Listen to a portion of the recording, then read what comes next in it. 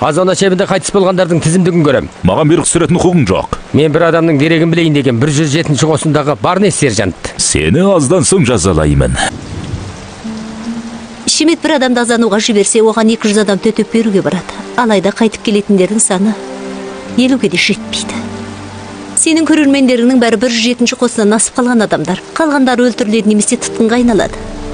107-ші қосыны ма? Не болды? Тез бол! Полковник.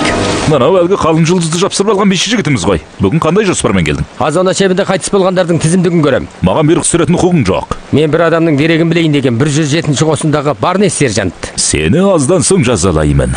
Ол әлі тірі ме? Барнесті айтам. Әріп танимын.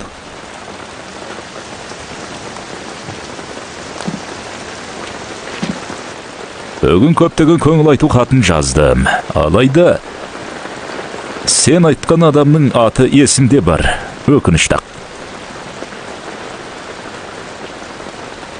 Тұтқындар қайда? Оларды құтқару жоспары бар ма? Иә, соғыста жеңуіміз керек. Оларды қайда қамағанын білсек. Жаудың арт жағына 30 шақырым жерде оған бару үшін қат-қабат мықты қорғаныстан өту керек. Оның әскеріміз құрбан болып жүр, бір адамдарын құтқарады. Алайда сен түсінбейсің, сен ойын-сауық үйірмесінің адамсың, баруыңа болмайды. Айтқаныңыз жөн, оны түсінемін. Онда сен қате түсініп жүрген болдың. Газеттен көрсем, енді жарым сағаттан соң концертің бар екен.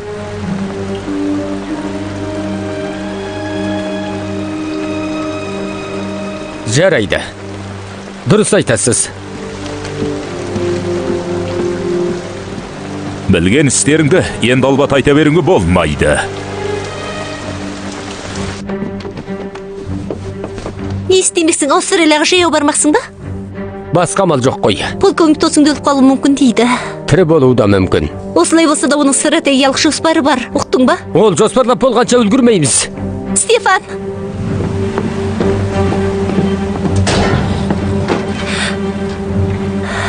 Менің басқа да қажетім бар деп айтқаның. Шын сөзің бе? Менің айтқандарым бәрі жүрек сөзім.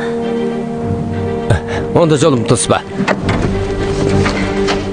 Ал мен одан да көп істерді істей аламын. 5 минуттан соң сахнаға шығасыңдар. Менің бас киімім қайда? Рогерсті кім көрді?